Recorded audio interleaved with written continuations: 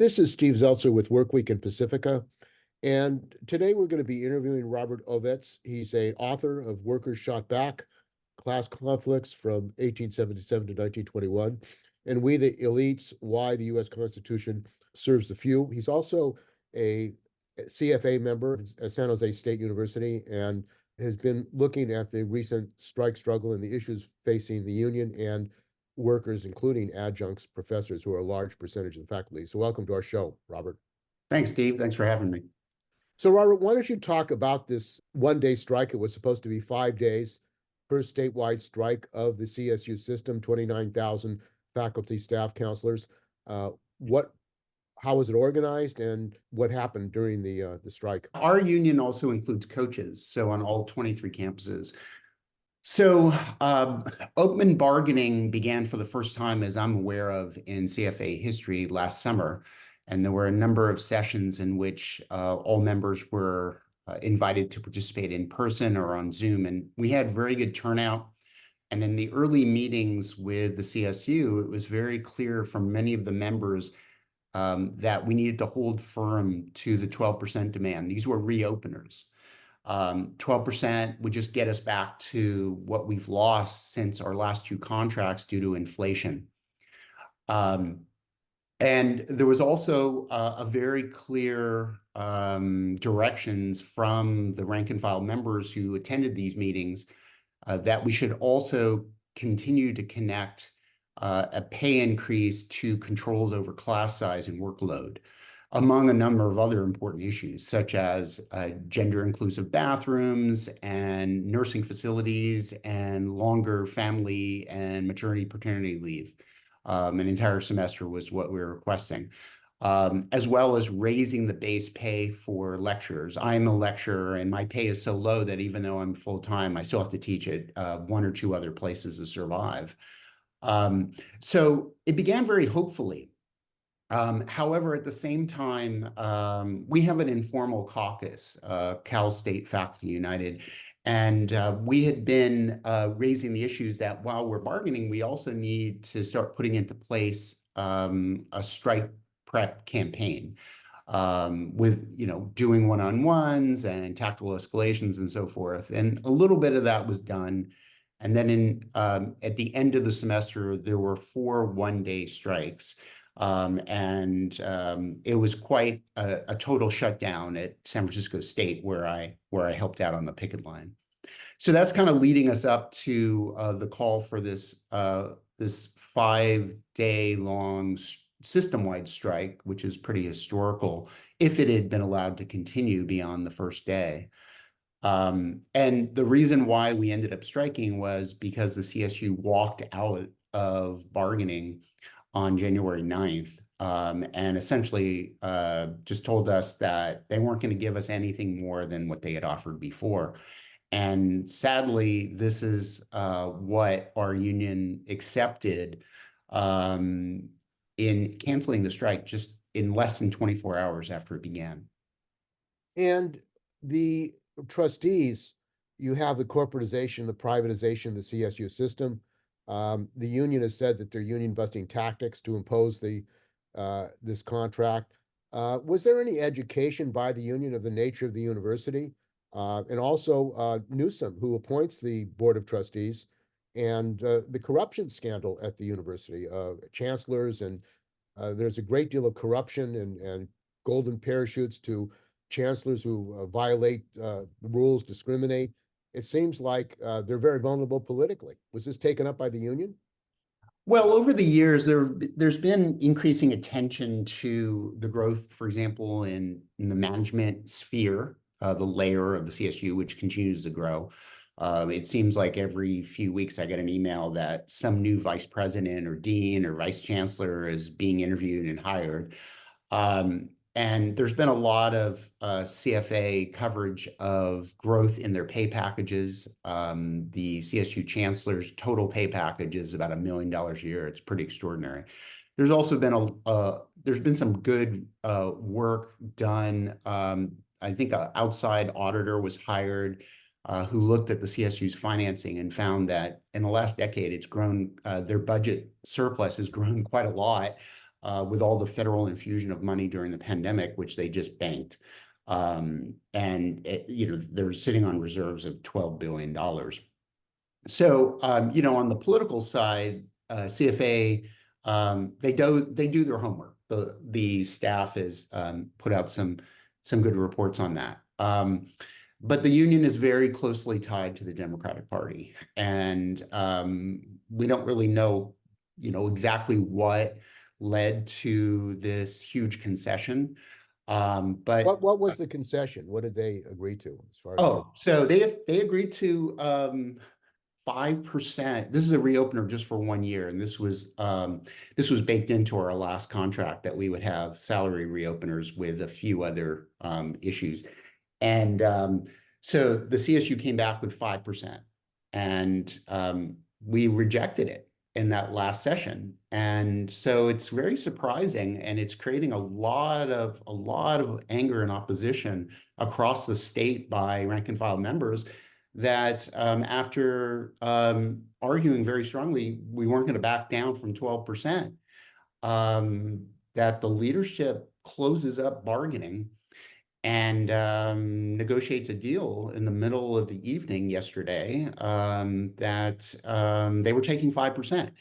There's a couple other minor things in there. There's a lot of hay being made that the lowest step on the lecturer salary scale will be boosted up $3,000. But it's less if you're part-time, and most lecturers are not like me. They're not full-time. Nearly all lecturers are part-time. So you have to, multiply that by your proportion of your teaching load. And then also it seems like it's not really going to affect anybody above the first step. And so we're still trying to figure out exactly if that's going to benefit many people.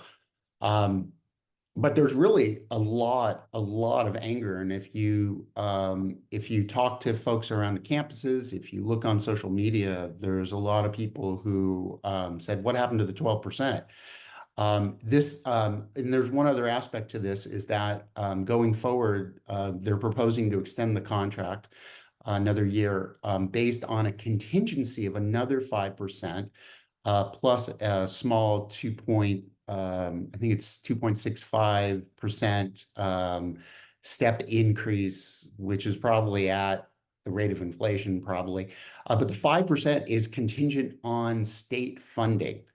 So this is something that CFA's leadership has often relied on to inflate the results and say, well, we're getting this extra 5% or 4% in previous years, but if the state legislature doesn't fund it, we don't get it. But the big issue here is not really just about salary.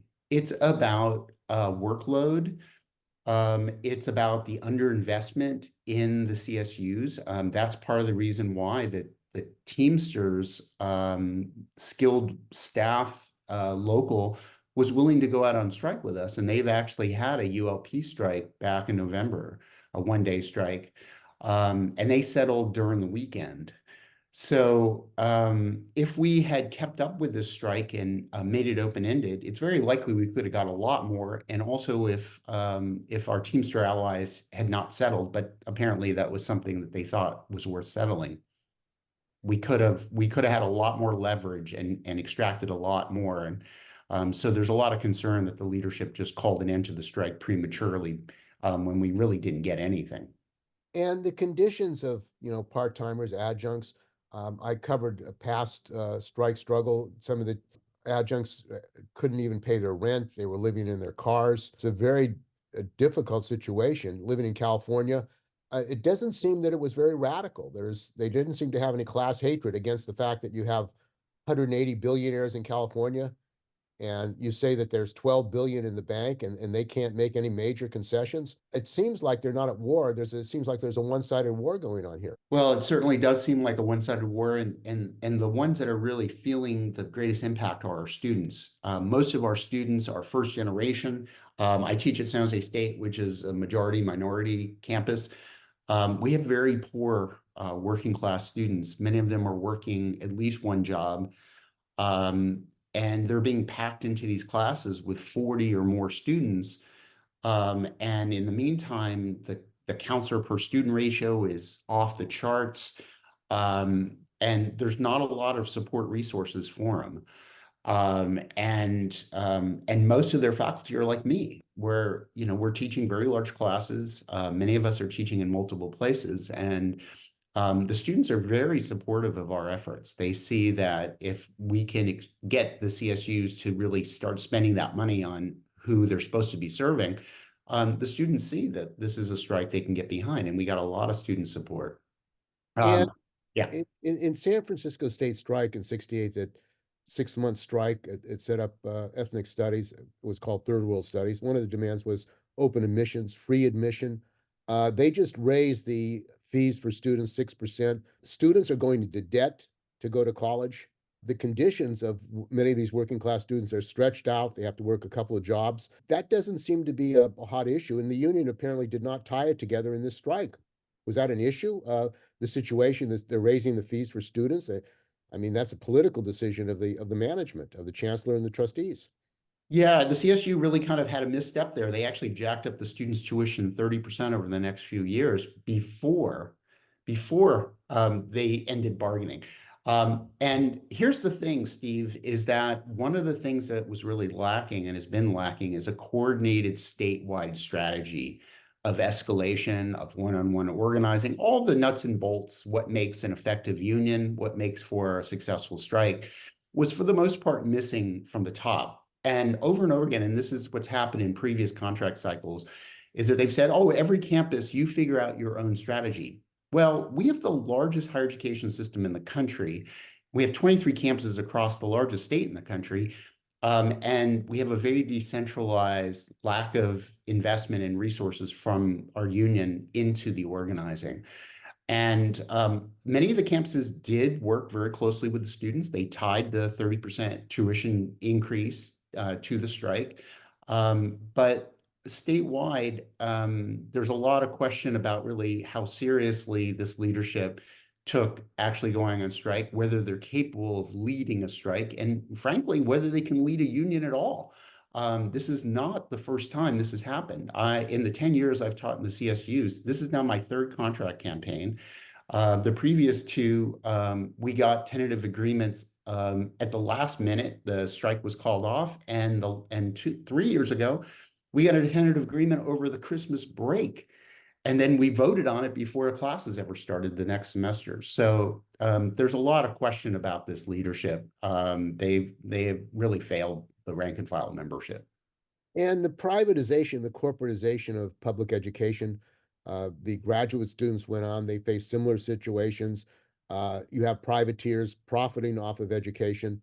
It seems, as you were saying, that there's a lot of money for outsourcing, for contractors, for extra chancellors.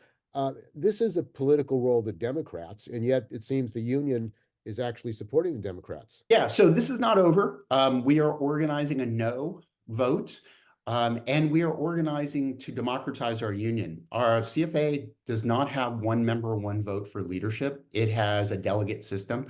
And we know what impact having one member, one vote can be. Look at the UAW strike that just happened, SAG-AFTRA.